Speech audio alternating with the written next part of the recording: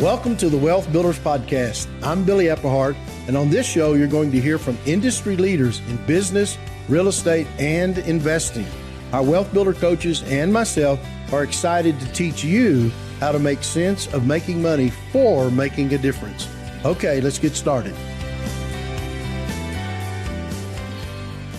Well, hello and welcome to this week's Wealth Builders Podcast. I'm Karen Conrad, Vice President of Wealth Builders, which you all know if you've been listening to this podcast for any length of time. And I've got two very special guests with me today. I've got two of our real estate coaches, Troy Peterson and Frank Pulley. Troy, do you want to say hi to everybody? Hey, everybody. Glad you could join us today. I'm looking forward to sharing some good stuff with you. And Frank. Welcome, everybody. We're excited that you're with us, and we're hoping to answer a few questions today that you may have. Yeah, that's exactly right. The topic for today is real estate, of course. I've got our real estate coaches on, but we just recorded a webinar, a live webinar with Billy, which was excellent. He went over information on the market. And if you missed it, I just want you to know you can go out on our YouTube channel, Billy Epperhart's YouTube channel, and you can watch that webinar. There's a lot of great information. And we had so many questions, which I anticipated because I had you guys scheduled for this. And so what we're going to do today is we're going to go through questions from all of you, our audience, that were submitted during the webinar and answer as many of those as possible. And we are, of course, leading up to our October real estate workshop. And I want to encourage you guys, if you haven't signed up yet, if you're interested in real estate, this really is going to be a good workshop for you to attend.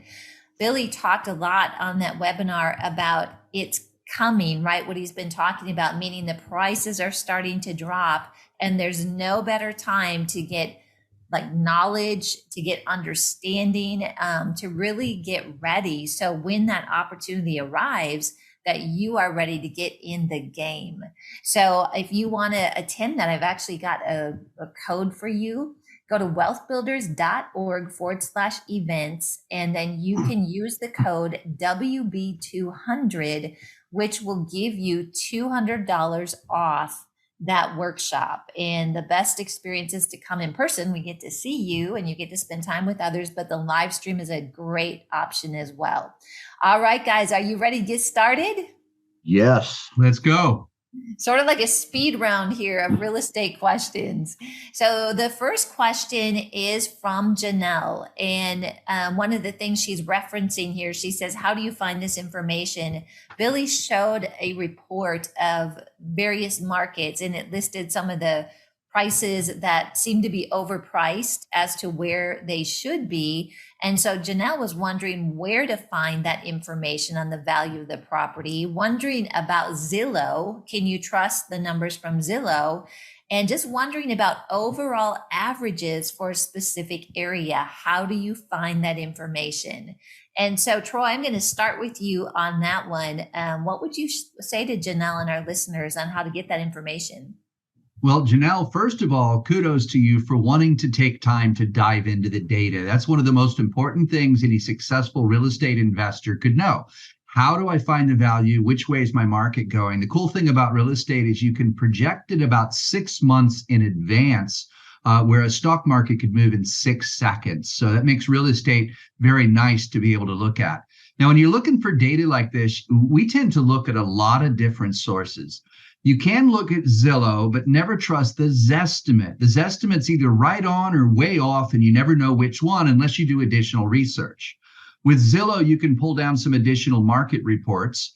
You can also go to Realtor.com, and Realtor.com has some great heat maps that they use that will give you an idea of days on market, average selling price, what's going on, and you can start to search county by county. Now, one of the graphs that Billy happened to pull up as he was referencing in that webinar was from the Florida Atlantic FAU, so Florida Atlantic University College of Business, and he was referencing the top 100 U.S. housing markets and referencing their value. And we're specifically looking at what was overvalued. So that's one of the data sources that you pull in, but there really is a few different places. And don't let it overwhelm you, because once you know what to look at, you could do your research in about 10 minutes a week and know pretty much what's going on. So that was a great question. That's awesome. Troy, Frank, do you have anything to add to that? Just really quickly, also look at median price rather than average sometimes. Estimates on Zillow can be spot on, but they can be way off. One thing I like to do if I'm looking if a market is appreciating or depreciating is go back, and you can do this on any of the websites that Troy mentioned. You can look at what was actually sold versus what's listed now. And if the listings are lower, we're going into a depreciating market. If they're higher, we're going into an appreciating market. Oh, that's a really good point. Gosh, guys, great information. Thank you. All right, we've got a question here from Kevin. And Kevin says, if I have $25,000 in the stock market, would it be better to put that towards buying a rental property and earn rental income versus keeping it in the stock market? Frank, I'll go to you first on this one. Well, we were actually talking about this a little bit before we started the podcast, but we all agree you should diversify your, portfolio. In my situation, though, if I knew a stock was going to continually pay me every month a set amount or even more, I might think about it. But a rental property is going to do that if you buy it right and you rent it right. Awesome. Troy. Yeah, Frank's absolutely correct. And Frank, I really expect you to give Bill Bronchick's lawyer answer. It depends. Depends. Well, I should have. Every situation's a little different. It's hard to say if that 25K is good in a stock or in real estate. Now, as you can imagine, I'm pretty partial to rental property because I know that performs in any market. And it does, as Frank said, rental property gives you income every month that somebody lives there and pays rent. So it's really kind of a personal decision, and you might seek some really good counsel as to what's best for you to do with that $25,000. If you need it liquid and you put it in a rental property, then forget it. But if you need it liquid and it's in stock, you could be earning something. So you need to really look at your situation and then figure out what's going to be best for you. Awesome. All right, you guys. Next one here is from Sandra. And during the webinar, we actually talked about new construction a bit. And her question is, how do you feel about a small new build development for entry-level buyers where banks support the mortgage funding for this market segment? She said, we'd need land, of course, and wondering what our thoughts are about land acquisition pricing and any correction from market conditions being discussed. Now, there's like 3 questions in there, guys. But Troy, let's start with you on this one. All right. Yeah, that is a loaded question. And there's a lot to consider in this. First thing that you really want to understand is whenever you're looking at your real estate market, it's a local market. So what might be going on in your city might not work in the next county over. So you need to, if you're going to be looking at building, you need to gauge what is the real demand that's happening. Because if builders are overbuilding in your area, you don't want to start building right now at the top of the cycle. You'd want to wait till the cycle recovers. So you got to know your market. From there, if you do have the good demand or you find an area with demand, finding land, that really is the key. You've got to find land. You've got to calculate your utilities cost, what they call the offsite improvements, the zoning, the platting. And I don't mean it to sound more complicated than it is. It's really just a step-by-step process. It can take some time. So you really just need to know if your market's going to support the demand and be able to build out from there. All that being said, it can be a wonderful opportunity. Now, if you're not really ready to go develop a small segment, then you might look for individual builders and try one at a time. You can even look in some of these homes in the existing communities where builders are building spec homes. They offer the sweet financing, and that could be a really good opportunity to get in some cash flow without having to do all the other stuff that you would do if you're going to do a small subdivision. Awesome. Frank. Well, that was a great answer, Troy. The only thing I would add is, first of all, make sure you've got all your costs covered. It usually takes longer and costs more than you originally thought. That's great, guys. Thank you. Well, we've got two questions on cash out refis.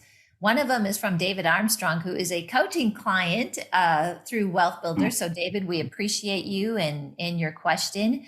And let's start with that one, and then I'll pop to Lynette, who's also on that topic. David said that he's been told by two mortgage bankers that cash out refis are going away. Do you guys have any information on that? I don't see them going away. I do see credit markets starting to tighten. I do see them looking hard at criteria, and I see some lenders changing what they will give out. I just did a small cash out refi on one of my properties. I had to refinance it out of a private loan into a 30-year fix because I converted it to a rental. I got a little bit of cash out at closing. They took me to 80%, no problem. Now, that doesn't mean that it won't become a problem as credit markets tighten, but as of right now, there's still plenty of cash available out there in the market. Wow, that's great. Frank, have you heard anything about this? Other than the fact that they're just tightening up, I think we just have to kind of follow what's going on in the market. I know that when if a lender will cash you out at 80%, they're going to possibly do an appraisal to make sure they're right at that or below, because they're getting a lot stricter. Yeah, that's really good. And Lynette is continuing with the cash out refi theme. And she's got a little bit of a different question. She says, generally speaking, would it be a bad move to do a cash out refi on my primary now in order to use the cash to make needed improvements on her primary and rentals, knowing that she will refi again when rates go down? What do you guys think about that? I'll start with you, Frank. Well, I mean, to do a total cash out refi, you're going to be paying up some exorbitant interest rates versus what you probably have right now. I would try and get a couple of HELOCs, and they're a little more expensive than the going rate, but you still preserve that first lien low mortgage rate. Yeah, that's great. And I think we should talk about HELOCs a bit as well. But I want to get your thoughts on that, Troy, as well. I tend to agree with Frank. I think a HELOC would be better in that situation. If you did a full-on cash out refi at today's higher rates, that puts you in a situation where now you have to pay an interest rate on that money you took out. But if you did a HELOC, that's money that's available, but it can be sitting there at zero cost if you don't actually use it. That way you've got dry powder to be able to do battle with, but you don't have the cost of holding it. So Frank, great suggestion on the HELOC. Thank you. I'm wondering too with HELOCs, just on the tightening of credit markets, and Billy actually showed a slide on that as well. What are you guys seeing with HELOCs? Our banks, banks have to lend somewhere because they have to place the money. They're paying out money on deposits, and it seems like HELOCs might be a great way to go. But are you seeing that same tightening happen in that market? It is in our market in Colorado, but it could be local from place to place. But I think banks are getting a little tighter even on HELOCs. But it's still a good way to go. And as Troy mentioned, you don't really pay for it unless you use it, and then you always got to figure out a way you're going to pay it back fairly quickly. Yeah, that's great, guys. Okay, this is a question we get. It seems like no matter what the environment is, and so let's just hit this head on because it's a really great question. It's from Kevin, and he says, "Do you recommend waiting till spring or summer to buy?" And I'll go right back to you, Frank, on this one. Well, it depends. I have actually made answer. I have made my best deals during the holidays. People seem to be more motivated then. I mean, realtors know, and the sweet season, as Billy said last night, is from the Super Bowl through maybe 1st of November or so. If you're looking for deals, I have made my best deals. I mean, multiple deals in a month. Good deals in the month of December. Frank, we have too, because the market's kind of sleepy. People are thinking about the holidays. And people want to get rid of their homes on the market by the end of the year, or at least have a contract on it. Troy, how would you answer this question? I would agree with what you're both saying. The last quarter of the year really is the best time to buy. People that are tending to sell their homes during the holiday season are generally more motivated. If a bank happens to have a home, they want to get it off the books before the end of the year. So it really is the best time to buy. Now, I would say it's never a good time to wait, because I know people that been waiting since 2016 for the market to go down, and that just hasn't happened. So you don't want to wait and miss a deal. You need to always be ready to go look for a deal, always be on the hunt, but always make sure that the deal works. Because I don't care which way the market's going. If you've got a deal, then let's get the deal done. The market doesn't determine the deal determines the deal. So that I wouldn't wait. I would be jumping in and looking right now.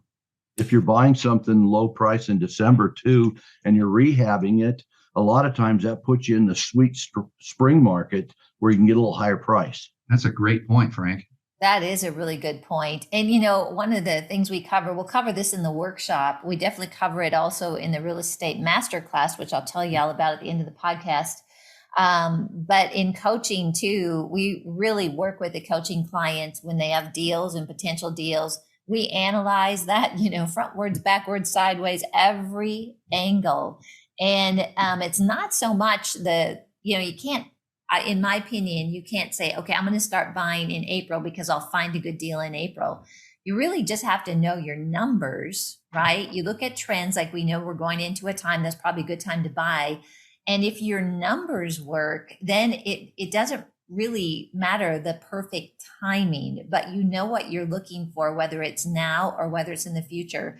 And another thing just to keep in mind with this is that if the balance or the prices, and it's more widely known that we're going into a softening period, the investors are going to become very crowded in this arena. So one of the things that I would suggest is that you figure out where it works for you, looking at all the things that we've talked about, analyze it, and then go in. It doesn't mean that you have to buy it for what they're asking for. This is a good time to deal because sellers' heads are still where prices were, a year and 2 years ago, and they're starting to realize that they might not be able to get their homes sold for that price, and they're starting to drop. So negotiation, without it being, a sea of investors, I think we're going into that sweet spot, or might be in that sweet spot for some people right now, some markets. All right, this is from Natasha, and she says, would you still recommend taking a variable rate over a fixed rate if applying for a HELOC in this current economic environment? Troy, do you want to start us out on that one? That is the lawyer question. It depends. Which one's going to give you the best terms? What is your financial situation? If you're going to start using a HELOC by nature is a variable rate. There are fixed rate HELOCs out there, but a lot of HELOCs are tied to the prime plus. So they are kind of variable rate, just like a credit card. But Natasha, remember, there's one thing that's vitally important with a HELOC is it's just like a credit card. If you've got a $50,000 line on a HELOC and you owe zero, it doesn't matter what the rate is, you're going to pay zero for it. You're only going to pay when you use it. So really, you get the best terms, you get as much liquid as you can, and you probably go with that. But you need to consider your financial position and what it would do to your cash flow personally, too, at whatever rate that you're locking in at. That's great. Frank, anything to add to that? No, that was a great answer, Troy. All right. All right. This is a really good question from Xenia. And in this, guys, I'm going to ask that you explain a little bit what these terms mean. And Frank, I'll be starting with you on this one. The question is it a good time to buy by owner carry contract or sub 2? Yes. Actually, any time's a good time if you can get terms. I will pay a higher price for a property if I can get good terms on it. That being said, this is a great time to do. Let's talk about sub 2. It means subject to the existing mortgage. And what that means is if you find somebody that has a low payment and a bit of equity, You can pay them for not necessarily 100% of their equity, but you take over their payments. And then you have carte blanche to do pretty much anything you want to. You can rent it out. You can rehab it. That's the cheapest rehab loan you're ever going to get. You can sell it. I mean, there's a ton of different things that you can do with it. So that's one way. Troy, I'll throw the other owner carry stuff at you. Well, it works pretty much the same way as a sub two. Any type you got to owner carry. It really comes down to what's your cash flow. And if you can cash flow it at a rate that's higher than your monthly cost, then yes, it's a good time to get into one of those deals. And as Frank said, it's always a good time. If you've got good terms, you jump into one of those deals, just as long as it cash flows. Yeah, one of the things I'm going to add is about 1/3 of properties in the United States are 100% owned by the owner, 100% lock, stock, and barrel. A good technique on that, if the sellers are not desperate for money, is to go out and get a 70 to 80% loan on that property and then have them carry in second position the other 20 or 30%. That gives them a continuing stream of income. And not only do they make some money on the sale, but if you've looked at an amortization schedule lately, that really gives them some good profit, but it's good for you too. Yeah, that's good. How difficult is it right now to be able to find an owner carried? And I'll start with Troy. It's really not that difficult. If you're out there looking and you're talking to people, they just happen and unbelievable things happen. I did an owner carry deal last year that just landed in my lap. The guy says, I want $7,500 down. I want $1,300 a month, and I'll apply $1,200 of that to principal. And I kind of scratched my head and says, why? And then I decided not to ask that question and just told him I would do the deal. Yeah. And I handed it to my attorney, who actually drew up the documents on this, and it came out to a little less than 1% interest. And the beautiful thing was the property had $50,000 in equity. He just was interested, and he didn't want to rent. He wanted cash flow. So I like people like that. Tired landlords. They have the desire for income, but not the desire to manage the tenants. That becomes a great place to be able to look for those kind of deals. That's really cool. And Frank, can you talk a bit about the tax advantages of an owner carry in a situation like Troy just described? Well, yeah, if somebody just sells their property outright, now it's a little different with a primary residence versus an investment property. Let's just talk about investment real quick. I mean, you're going to have long-term capital gains, and you can pay up to 30, maybe more % of that profit away, just to the good old US of A, Uncle Sam. Versus if you're carrying the papers, you're only paying for what you're getting in that particular year. But the best part is you can almost double or triple what you're going to make on that house, on that property, just in the amortization over the several years, and you've got a continuing flow of income. Wow, that's really good. Thanks so much. All right, this is a question from Ina, and we were talking about this. We were talking about DSCR loans and DTI. But Troy, I'm going to start with you. Can you explain what a DSCR loan is and when somebody would want to, look into using that type of a loan? Absolutely. Now, a DSCR loan is, if you've never bought an investment property, you're probably not going to start off with a DSCR. But after you've done a couple, you switch to a DSCR. It's more of a commercial type product. They tend to do it in the name of your entity more than your personal name. And DSCR is an acronym. It stands for Debt Service Credit Ratio. And the lender actually uses the rental income from the property to qualify for the loan on the property. So it's a wonderful product for an investor who has a long-term rental property. Now, I just closed on one of these DSCR loans. The beautiful thing is I can sit it out there. It doesn't touch my personal name. It's in the name of my entity, so it doesn't show up on my personal credit. Although they did look at my credit score to qualify for the loan, they didn't look at any of my income or any of that to do it. They simply did the rental survey, considered the lease rate on the property, and moved the loan based on the rental income. So the debt service credit ratio, or DSCR loan, is fantastic for income producing property. It's a great product. Great. And Frank, if you have anything to add to that, it'd be great. And also to explain what DTI is, the debt to income ratio. Yeah, nothing to add to that. Basically, the DTI is debt to income ratio. Basically, they take what you owe versus what you make, and that ratio has to stay in a certain area. I mean, it can be anywhere from, depending on the lender, 40 to 50%. But if you have a lot of bills and you're trying to qualify for a mortgage, it's best to get those paid down to improve your DTI. All right, awesome. Louise is wondering if alternative loans interest could be tax deductible. Frank? I guess I'd have to look at what she means by an alternative loan. Troy, do you have a handle on that? I'll give you the answer that my accountant and attorney have given me many times on that. Any expense that's reasonable and necessary to operate a business is deductible against that business. Yeah. So if you have an alternative loan and the interest rate, if it's tied against a property and that it's an income producing property, then yes, that interest would be tax deductible. So it's you just think about it as a business expense and think of that answer that my accountant always asked. And if it is a reasonable and necessary expense, then it's deductible. Oh, that's awesome. Okay, this is a question from Natasha back on the HELOCs again. Do you recommend taking the full 80% loan to value offer on a HELOC or a lesser amount?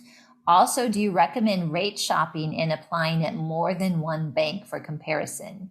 Okay, I'll kind of answer this one and then I'm going to toss it to you guys as well. So I would, as a HELOC, take the maximum that you can get because as we talked about before, you only pay interest on it if you use it. And if we are in an environment here where potentially the values of homes might dip a bit, if you lock in that rate or that percentage sooner rather than later based on your current value, that's definitely going to help you. I do think it's good to shop banks, but do not apply at more than one bank. And here's the difference is your credit score. You can go in and give them your information. They can do calculations. But if you apply at multiple banks, they're going to pull your credit and you're going to get dinged on your credit score unnecessarily. So I know that banks want to get that application. They want to run your credit. But you just have to say, I'm shopping. Here's my situation. Here's my credit score. Here's my income. Based on this, what would my rate be and what would the terms be on that loan? And do not authorize them to pull a credit until you choose the bank or the product that you want to go with. Guys, anything more to add to that? Nothing. Nope. Nope. You nailed it, Karen. Thanks, guys. All right, this is a question from David Lee. David is such a friend of ours and a coaching client as well. He's wondering if the Class A or A-class homes, which would be more the luxury homes, are going to have the biggest price drops. Billy taught him to buy C-class cash flowing homes. So do you think that C-class will also drop? And if so, by how much? So boy, I'd love to hear you guys' thoughts on this. Troy, let's start with you on this one. Well, a higher priced home that loses 20% would see a bigger value than a lower priced home that loses 20%. So if the market in general loses 20%, you're going to notice that biggest price difference on the luxury or the A-class homes. Are they going to be an opportunity? I believe they are absolutely going to be an opportunity. As those values come down, they are going to recover. And because they have a bigger bump in price with the same move in percent, then you have a bigger potential for gain. So again, know your market, know your local area, right, Frank? Yeah, it's local. And that's the thing I was going to say. I mean, we've got a couple of local areas, Cherry Hills and also Washington Park, where they're not going to drop. They didn't drop even during the mid 2000s. So You have to watch that. And here's the thing, the gap between a C class and an A class is starting to get a little closer. So C class is good, though, because I think it's about as dependable as you can get. And yeah, if they drop a little bit, well, if you're going to rehab them, you got to be really careful. But if you're going to rent them, the rents aren't going to go anywhere. They might even increase. Wow, that's great, guys. All right. Yvette, this is an interesting scenario, was offered a deal on a new build in Alabama with a builder financing for 2 years at 2.99%, and they're predicting an 8% appreciation over the next 2 years. She says, how do I evaluate this deal? Frank, let's start with you. Well, first of all, I'd want to know what the price of the property is. I'd want to check out making sure that 8% is going to be, sustainable. I'd like to see what the new rate's going to be after the 2.99, and based on all that, see what my mortgage is going to be, and again, what are you going to do with it? Are you going to rent it out? Are you going to buy it and just live in it? Are you going to try and just resell it? There's a lot of stuff there we'd have to answer. Troy?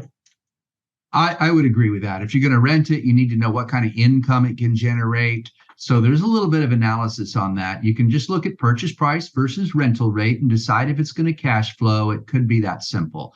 I would add one more thing, and Billy was alluding to this in the webinar last night, was we are pretty much at the top of a cycle. We're expecting some economic, should I say, waves over the next couple of years, as he was talking about. So if somebody's telling you a property is going to appreciate at 8%, I would not bank on that appreciation. I would take it as a bonus if it happens, but I would just bank on the numbers as they are today. And can I cash flow it today? And if so, if it makes sense, then why not do a deal like that? Oh, that's great, you guys. Wow, this has been awesome. We're actually out of time. Wow. And I think we should probably do this again soon because Yes. we've got some webinars coming up, free webinars. If you missed the one that we did with Billy, you can go watch it on the YouTube channel. And we've also got additional free webinars that are scheduled leading up to our October real estate conference. So you can go to wealthbuilders.org/events and get registered for those to keep up to date on the market. But really get registered for the real estate workshop. Go to that same URL, wealthbuilders.org/events, and use the code WB200, and you can attend in person or on live stream for $200 off. And then, guys, we just rolled something out, and it is called the Wealth Builders Real Estate Investing 101 Masterclass. And I was on Lance's podcast a couple of weeks ago, and we were talking about this. And Lance was like, "Hey, you know what? Get the master class and watch that as much as possible before you go to the October real estate workshop, so that you get a base of knowledge. Because when you get to the workshop, I know Dave and I were like this. We had to hear things like 5 times sometimes just to get it. Yeah. So if you get in that master class, and then you hear stuff in the workshop, it's going to click with you faster. So we put together a really great deal for you on that. And it is, first of all, I'll give you the website. Go to wealthbuilders.org/masterclass. Okay. wealthbuilders.org/masterclass. And we're offering it for a period of time here for just $495. It's 10 courses, over 8 hours of teaching. You get some PowerPoints and things like that with it. And it's an online, it's really nicely done, easy to go through. But when you do that for $497, you actually get a free live stream ticket. But listen to this, for $697, you not only get the real estate masterclass, but you get an in-person ticket, which the normal price for that ticket is actually $697. Okay, so it's sort of like you get the live in-person ticket for free. So I don't want to load you up with too many options here, but I just want to repeat it. The master class, you go to wealthbuilders.org/masterclass. If you get the $497, you get a free live stream ticket for the real estate event. $697, you not only get that masterclass, but you also get an in-person ticket. So we would love to see all of you at the event. This is the time that we have to really get prepared and educated so that we can take advantage of this opportunity in the market that is just ahead. So I just want to give you, Troy and Frank, an opportunity for a final comment here before we sign off. Troy? Thanks, everybody, for joining. Really hope you're blessed with this information. And I would encourage you to join us at the workshop that's coming up so that you can really get immersed in all that's going on with our market and with the opportunity that we've got right now. We hope to see you there. Awesome. Frank?